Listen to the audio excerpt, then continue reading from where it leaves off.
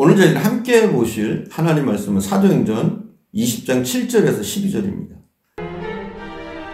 그 주간의 첫날에 우리가 떡을 떼려 하여 모였더니 바울이 이튿날 떠나고자 하여 그들에게 강론할세 말을 밤중까지 계속하며 우리가 모인 윗다락에 등불을 많이 켰는데 유두구라 하는 청년이 창에 걸터 앉아 있다가 깊이 졸더니 바울이 강론하기를 더 오래 하며 졸음을 이기지 못하여 3층에서 떨어지거늘 일으켜 보니 죽었는지라. 바울이 내려가서 그 위에 엎드려 그 몸을 안고 말하되 떠들지 말라. 생명이 그에게 있다. 하고 올라가 떡을 떼어 먹고 오랫동안 곧 날이 새기까지 이야기하고 떠나니라. 사람들이 살아난 청년을 데리고 가서 적지 않게 위로를 받았더라. 정상적인 수면은 하나님의 축복입니다. 그래서 시편 기자는 127편 2절에서 여호와께서 그 사랑하시는 자에게 잠을 주신다 노래하고 있습니다.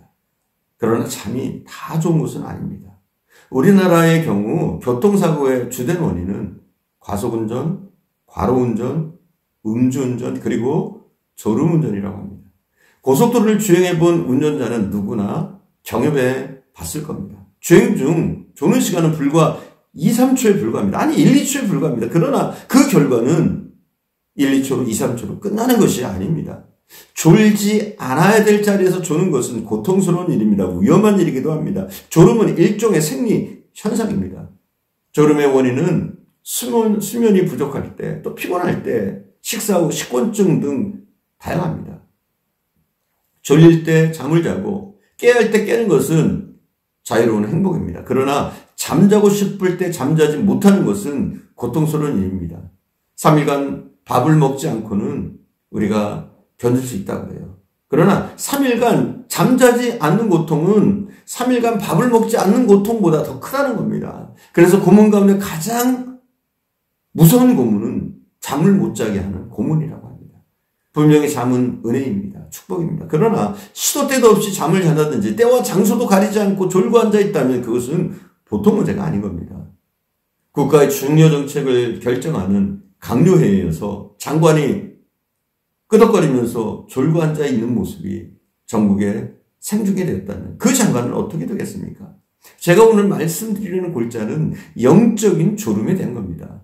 우리가 여기서 주목할 것은 영적인 상태가 무너지면 정신 상태가 무너지고 정신 상태가 흔들리면 육체도 흔들리는 겁니다. 다시 말하면 영적인 긴장 상태가 무너진다면 모든 분야의 나사못이 풀리게 된다는 겁니다. 우리는 본문 속에서 졸다가 떨어져 죽은 한 젊은이의 사건을 통해서 교훈을 발견할 수가 있습니다. 바울 일행이 드로아에서 며칠을 머문 뒤 주일에 애찬을 나누며 하나님의 말씀을 강론했습니다.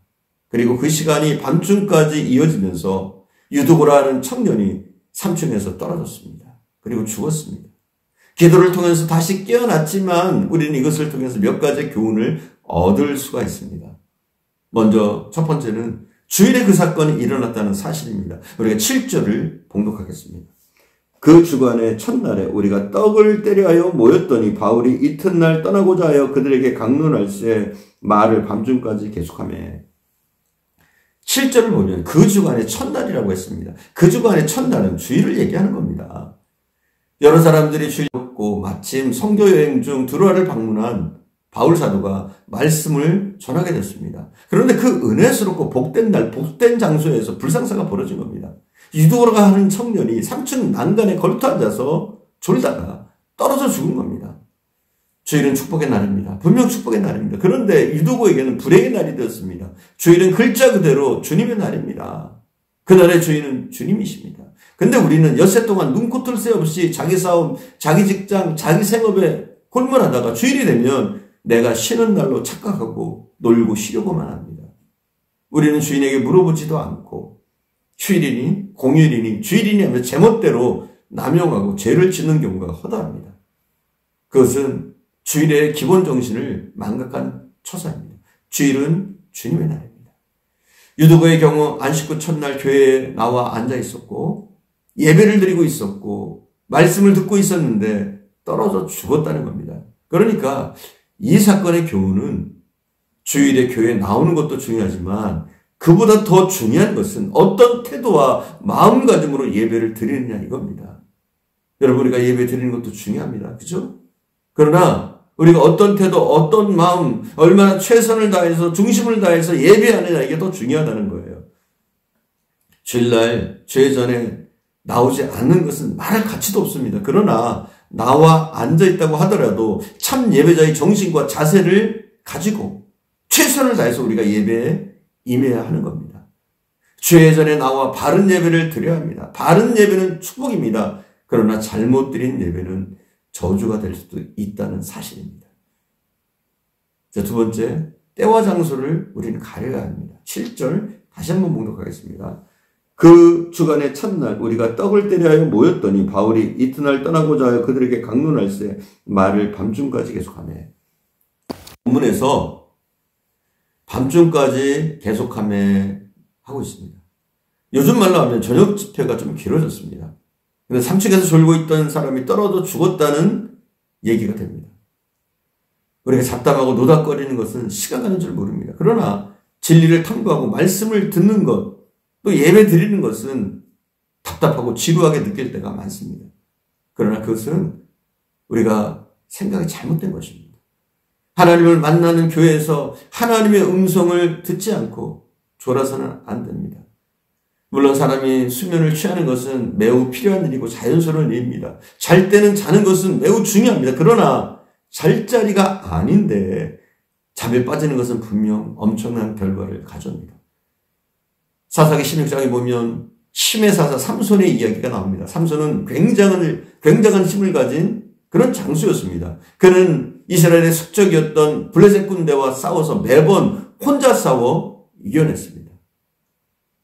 그런 삼손으로 하여금 자신의 위치를 망각하고 불안한 졸음을 만든 무서운 죄악이 있었습니다.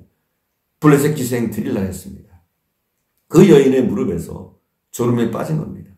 드릴라는 간사한 말로 삼손을 속여서 힘의 근원을 찾아내기 위해서 그를 계속 꼬셔댔습니다. 처음에는 푸른 칙 7으로 결박하면 된다고 했다가 아무 소용없는 일이었고, 그 다음 두 번째로 세 번째로 계속 그를 꼬셨으나 그의 비밀이 알려지지 않았습니다. 그러나 네 번째 가서는 결국 삼손도 무너지고 맙니다. 그의 비밀을 그 여인에게 실토합니다.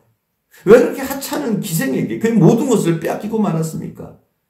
그녀의 무릎에서 빠진 졸음 때문입니다. 잘못된 장소, 잘못된 곳에서의 졸음 때문입니다. 결국 그는 눈이 빠지고 평생 긴 머리에 삭도를 대지 아니한 그것을 싹둑 잘리고 힘의 근원을 잃고 자멸하고 말았습니다. 예수님을 최후까지 따라가기로 약속했던 제자들은 겟세마네 동산에서 졸았습니다. 예수님이 기도할 것을 간구했지만 그들은 기도할 그 동산에서 졸았습니다.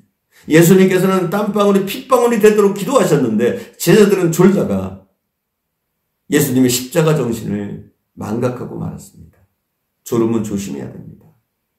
사실 은혜의 등불, 마음의 등불, 영혼의 등불이 꺼졌을 때 설교 시간에 졸음이 쏟아집니다. 사랑하는 여러분, 졸음에 빠질 때, 특별히 영적인 졸음에 빠질 때 빨리 정신을 차리고 그 졸음의 수렁으로부터 벗어나야 합니다. 여러분, 더욱더 우리가 참된 예배를 드리려고, 영적으로 충만해지려고, 영적으로 깨어나려고 우리는 매일매일 힘쓰고 애써야 되는 줄 믿습니다. 사랑하는 주님, 우리도 이두고처럼 형식적인 예배를 드리다가 떨어지는 자들이 되어지지 않게 하시기를 원합니다. 예배 드리는 것도 중요하지만 우리가 최선을 다한 예배, 중심을 다한 예배, 하나님이 받으실 만한 예배로 우리가 예배에 임할 수 있도록 인도해 주시기를 원합니다. 그러한 예배를 통해서 우리가 복의 근원이 되게 하시고 축복의 통로가 되어지게 하시기를 간절히 원합니다. 사랑하는 주님, 우리가 온전히 주님의 뜻을 깨달을 수 있게 하시며 이제는 영적으로 깨서 주님의 뜻을 분별하고 하나님의 사람으로 온전히 세워진 바 되어줄 수 있도록 인도해 주옵소서. 오늘도 함께 하신 주님께 감사드리며 우리 구주 예수님의 이름으로 기도드립니다. 아멘.